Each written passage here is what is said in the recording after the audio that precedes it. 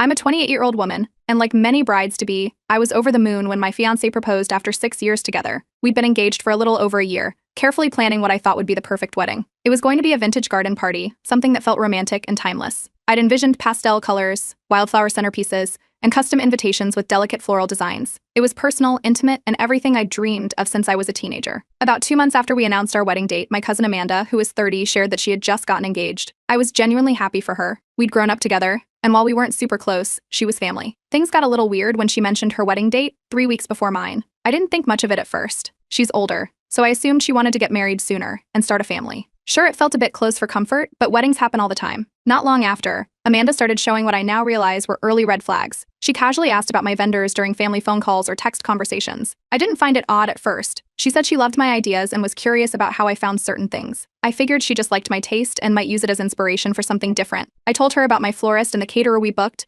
even shared the website for the small boutique I'd ordered my invitations from. Looking back, I was way too trusting. The first real warning sign came during a family dinner at my aunt's house. We were sitting around the table when Amanda mentioned she was going for a similar aesthetic to my wedding: soft pastels, wildflowers, and a relaxed but elegant vibe. My fiancé gave me a glance, and I knew he was thinking the same thing I was. It sounded like she was describing my wedding. Still, I shrugged it off. Maybe it was just a coincidence. Weddings these days tend to follow trends, and pastel colors aren't exactly groundbreaking. Then a couple of weeks later, I visited Amanda's house. She invited me over to brainstorm ideas for her wedding. She'd been really insistent, and I thought it might be nice to catch up. But when she opened her laptop to show me her Pinterest board, my stomach dropped. Her entire board was an exact copy of my plans: wildflower bouquets, mismatched pastel bridesmaid dresses, vintage glassware. Even the venue she'd pinned was the one I'd initially wanted but couldn't book because they were already full. I tried to stay calm, but I couldn't hold back completely. I asked her if she thought it was odd that our weddings were looking so similar. She just laughed it off and said it was totally unintentional and just what's trendy right now. I let it slide for the moment, but a few days later I brought it up again, privately. I told her it was making me uncomfortable that her wedding plans were nearly identical to mine. Her response? She rolled her eyes and said I was being dramatic. She accused me of trying to gatekeep a wedding style, as if I owned pastels and flowers. That stung, but I didn't push further. I figured she'd back off now that she knew how I felt. I was wrong. Instead, Amanda started venting to our mutual family members about how I was overreacting and ruining the fun of her wedding planning. I got a call from our Aunt Linda, who scolded me for being selfish and told me I should be flattered that Amanda liked my ideas. Flattered? It felt more like she was trying to steal my thunder. Thankfully, not everyone in the family took Amanda's side. My younger sister, who's also my maid of honor, was completely on my side. She pointed out how blatant Amanda's copying was and even called her out for it in a group chat with some of our cousins. Of course, this only made things worse. Amanda escalated by contacting one of my vendors, the same florist I was using, and trying to book the same arrangements.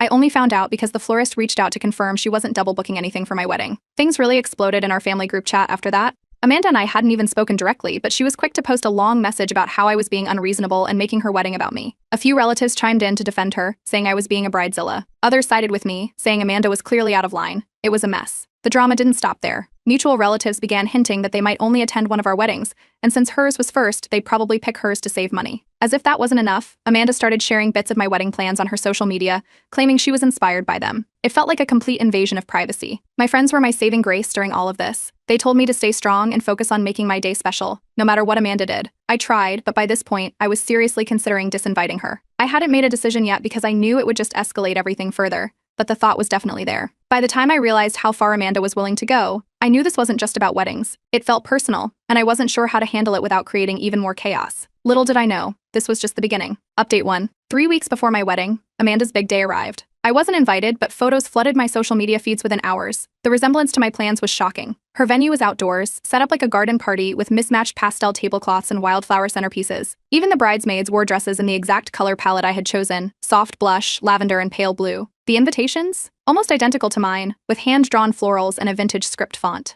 Guests at her wedding noticed too. A couple of mutual friends later told me that people were murmuring about how familiar the theme felt, especially since my wedding was just around the corner. Some even asked if we had planned it together. Amanda, of course, took the credit for everything, brushing off the similarities as coincidence. I didn't want to look at the pictures anymore, but it was impossible to escape them. Relatives posted selfies at Amanda's wedding, tagging her with captions like, "Such a beautiful day, love the wildflowers," or "pastel perfection." I felt like I was watching my wedding play out without me. It hurt more than I could put into words. A few days later, I decided to confront Amanda again, but this time I wasn't going alone. Both our moms were there when I brought up the issue. I explained how much her wedding looked like mine and how it made me feel. Amanda immediately started crying, claiming I was trying to ruin her happiness and accusing me of making her wedding all about me. Her mom, my Aunt Linda, jumped in to defend her, saying Amanda had every right to her own version of a wedding, and that I needed to stop acting like I owned a theme. My mom tried to calm things down, but it was clear no one was on the same page. After that, Amanda blocked me on social media. It felt childish, but honestly, I was relieved not to see any more wedding photos pop up in my feed. The family, however, was more divided than ever. Some cousins and aunts sided with Amanda, saying I was being dramatic and should be focusing on my wedding.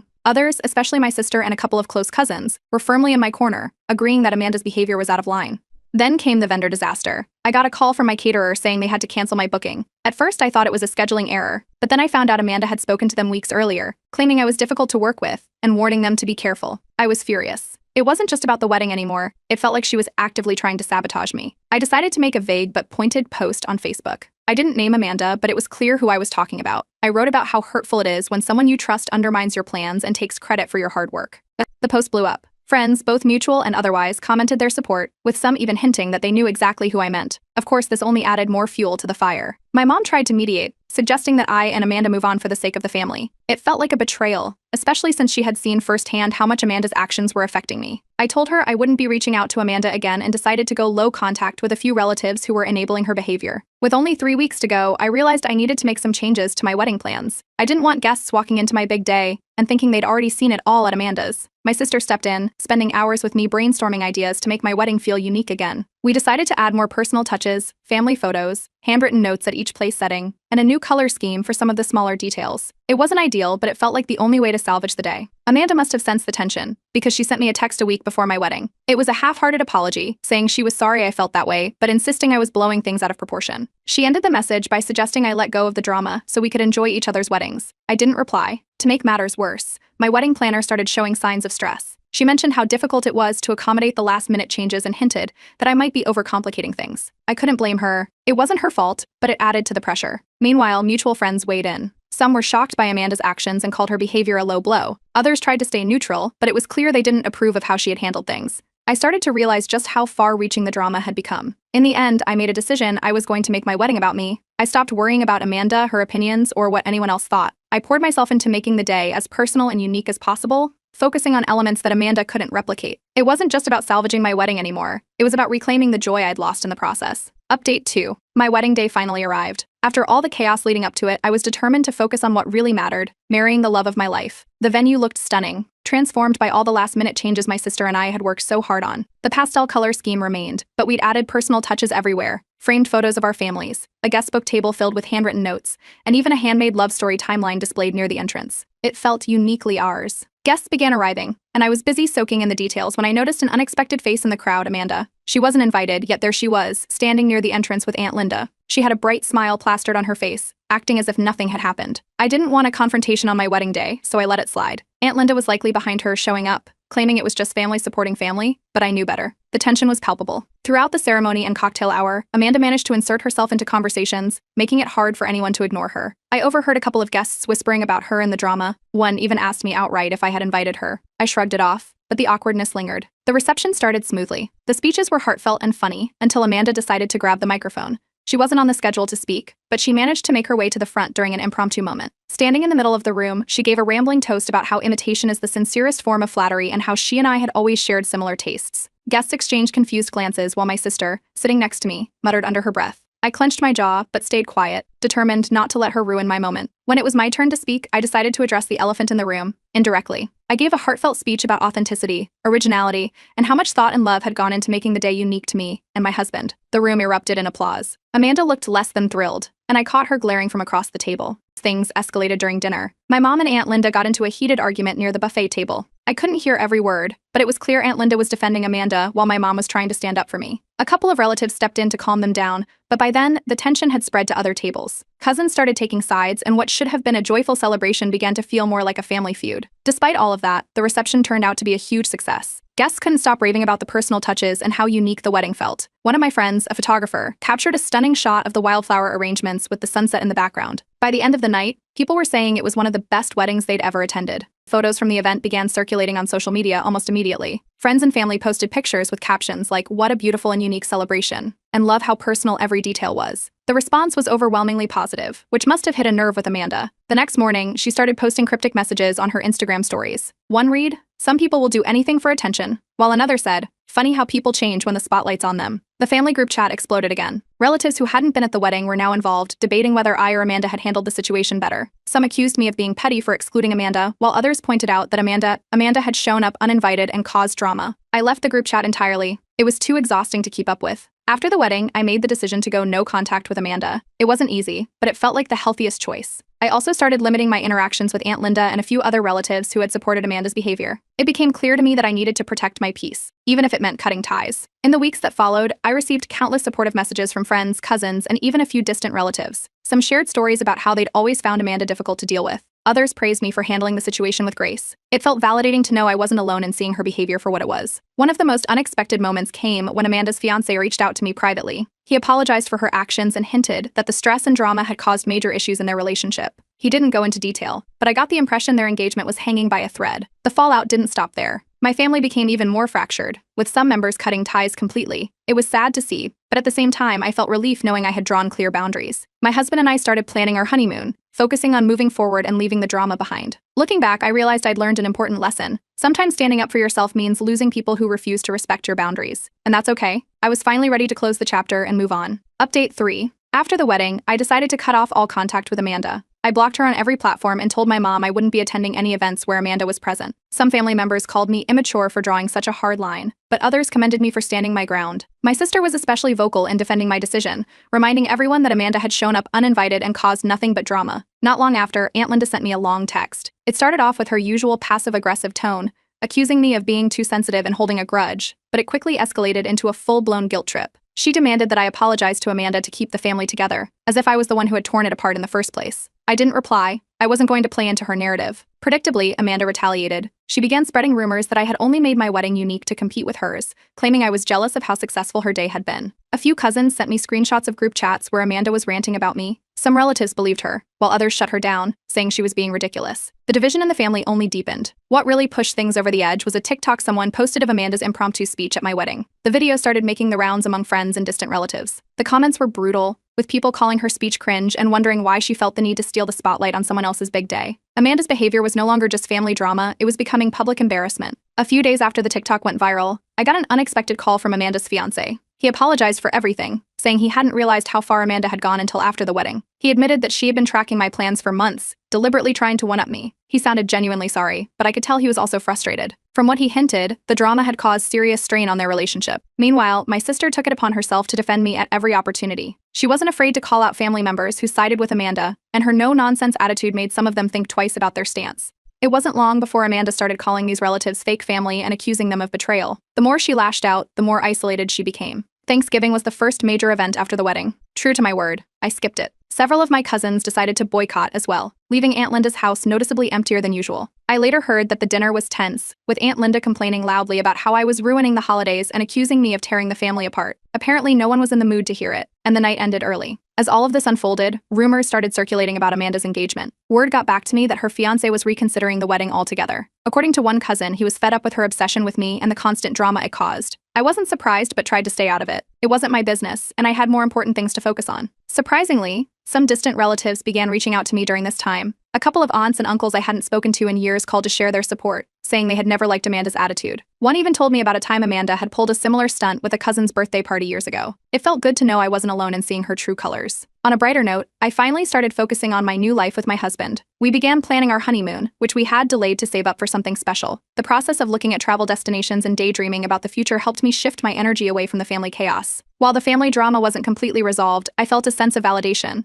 I'd stood up for myself in a situation where it would have been easier to back down, and I was proud of that. The cracks in the family dynamic were unfortunate, but they weren't my responsibility to fix. For the first time in months, I felt like I could breathe. Update 4. A few weeks after Thanksgiving, the news broke. Amanda's fiancé had called off their engagement. According to one of my cousins, he couldn't handle her constant need for drama and how fixated she was on me and my wedding. He told a few mutual friends that Amanda's obsession with outdoing me had made him reevaluate their entire relationship. The family group chat lit up with speculation, and before long, everyone knew the engagement was over. Predictably, Aunt Linda wasted no time placing the blame squarely on me. She claimed that I had turned the family against Amanda and that the stress I caused was the reason her relationship fell apart. She sent long messages to anyone who would listen, painting Amanda as the victim and me as the villain. Most people ignored her, but the drama was hard to avoid. Amanda, however, wasn't staying silent. She sent a long, emotional message to the group chat, blaming everyone for ruining her life. She accused me of orchestrating a smear campaign and claimed the family had betrayed her by not supporting her during her engagement. The message was so over the top that several people left the chat altogether. It was clear that no one wanted to deal with her theatrics anymore. In the days that followed, more cousins started sharing their own stories about Amanda. One said Amanda had intentionally scheduled her baby shower on the same day as their bridal shower a few years ago, forcing relatives to pick sides. Another revealed how Amanda had spread rumors about her during high school. The more people spoke out, the clearer it became that this wasn't a one-time incident. Amanda had a long history of stirring up drama and manipulating those around her. Things got even worse for Amanda when her TikTok mocking my wedding resurfaced. Someone at her workplace stumbled across it and reported it to HR. Apparently, her job had a strict policy about employees posting anything that could reflect poorly on the company. She ended up receiving a formal warning, and rumors started circulating that she was being closely monitored for any further misconduct. Amid all this chaos, Amanda attempted a public apology. She posted a long message on Facebook, claiming she was sorry for any misunderstandings but also doubling down on the idea that she had done nothing wrong. She tagged me in the post, which immediately drew attention from friends and family. I chose not to respond. Instead, I stayed completely silent, which ended up earning me a lot of respect. People could see that I wasn't engaging in her drama, and it made her apology look even less sincere. Amanda's reputation took a massive hit. Friends outside the family started distancing themselves from her, tired of her constant need for validation and her tendency to drag others into her mess. Even those who had initially supported her began to see through her behavior. She was quickly running out of allies. Aunt Linda tried to rally support for Amanda, but it wasn't working. No one was willing to excuse her actions anymore. The family started moving on without her, and Aunt Linda's attempts to guilt-trip everyone into forgiving Amanda fell flat. It was clear that the majority of the family was done enabling her behavior. With Amanda no longer directly attacking me, I finally felt a sense of relief. My mom even organized a small family dinner without Amanda or Aunt Linda. It was the first event in months that didn't feel tense or awkward. We laughed, caught up, and enjoyed each other's company. It felt like the start of a healing process, even if things weren't completely back to normal. Meanwhile, Amanda continued posting cryptic, self-pitying messages online. Things like "people love to watch you fall," and "it's always the kind ones who get hurt" popped up on her Instagram stories. But by now, no one seemed to care. The attention she was so desperately seeking was no longer there. On a personal level, my marriage was thriving. My husband and I shared photos from our honeymoon, a breathtaking trip to Italy, and received so many kind messages from friends and family. It felt good to focus on something positive after months of dealing with negativity. Of course, my sister couldn't resist getting in one final dig. She posted a TikTok about the whole situation, using subtle hints and inside jokes that only those who knew the story would understand. It went viral, with people in the comments guessing at the backstory and laughing at her creative shade. Amanda must have seen it, but she didn't respond publicly. By this point, there wasn't much she could say. Looking back on everything, I felt an overwhelming sense of gratitude for the people who had stood by me. My friends, my sister, and my husband had been my rock through all of this. While I wouldn't wish this kind of drama on anyone, it taught me a lot about standing up for myself and setting boundaries. I was finally ready to close this chapter and focus on the future. Update 5. After the dust settled, family events slowly began to resume. I made it clear to my mom and a few close relatives that I would only attend gatherings where Amanda and Aunt Linda weren't invited. It felt like a necessary boundary, and to my relief, most of the family respected it. Without them around, the tension that had plagued every event for the past year was gone. Conversations felt lighter, and for the first time in months, people were laughing together again. Aunt Linda, realizing she was losing her grip on the family, started hosting fewer events of her own. Invitations to her home became rare, and when they did come, most relatives politely declined. Her long, guilt-tripping group messages dwindled until they stopped entirely. It was a strange but welcome shift. With her influence fading, the family dynamic began to change for the better. As for Amanda, she disappeared from social media. Her Instagram went quiet, and her Facebook posts became infrequent. A cousin later mentioned that Amanda had deleted her TikTok account altogether. It seemed like the backlash, both within the family and online, had finally caught up with her. People stopped talking about her altogether, which I imagine was harder for her to handle than the criticism itself. With the family drama fading into the background, I decided to start hosting my own gatherings.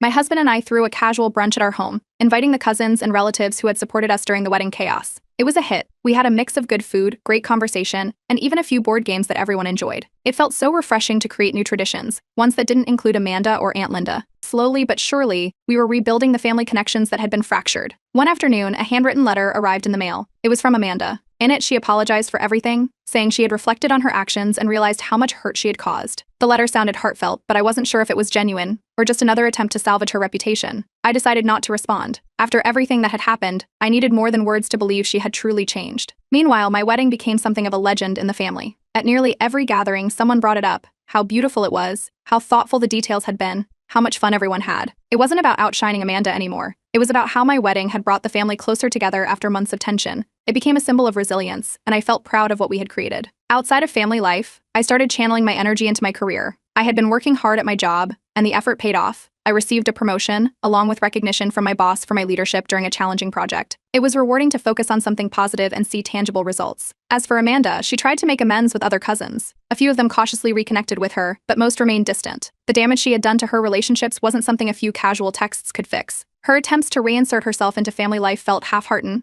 and many relatives weren't willing to give her another chance just yet. A major shift came when Aunt Linda announced she was moving out of state. Facing the family's rejection and feeling isolated, she decided to relocate to live closer to an old friend. It was a bittersweet moment for some relatives who had fond memories of her before the drama, but for the majority, her departure felt like the final piece of the puzzle falling into place. With Aunt Linda gone, there was less tension and more room for the family to heal. Amid all of this, my sister got engaged. The family was thrilled, and I was overjoyed to see her so happy. She asked me to help her plan the wedding, and I made it my mission to ensure her big day would be drama-free. We spent hours brainstorming ideas, picking out venues, and discussing color schemes. It felt like a fresh start, and I was determined to protect it. Reconnecting with cousins who had initially stayed neutral was another highlight. With Amanda no longer stirring the pot, conversations flowed more easily. We found ourselves reminiscing about old times, laughing over childhood memories, and rebuilding the bonds that had been strained during the wedding saga. As for Amanda, she seemed to settle into a quieter life. She stopped attending family events altogether, focusing instead on her own circle of friends. The distance she created, whether intentional or not, seemed to benefit everyone. Without her presence, the family dynamic continued to improve. Looking back, the entire ordeal taught me so much about standing up for myself and the importance of boundaries. It wasn't easy, but it was necessary. The people who truly cared about me understood why I made the choices I did, and those relationships became even stronger. The family as a whole began to heal. We weren't perfect, but without the constant drama, we found new ways to connect and support each other. For the first time in a long time, I felt at peace. The chapter of my life dominated by Amanda and Aunt Linda was finally closed, and I was ready to focus on the future, with my husband, my family, and the happiness we had worked so hard to rebuild.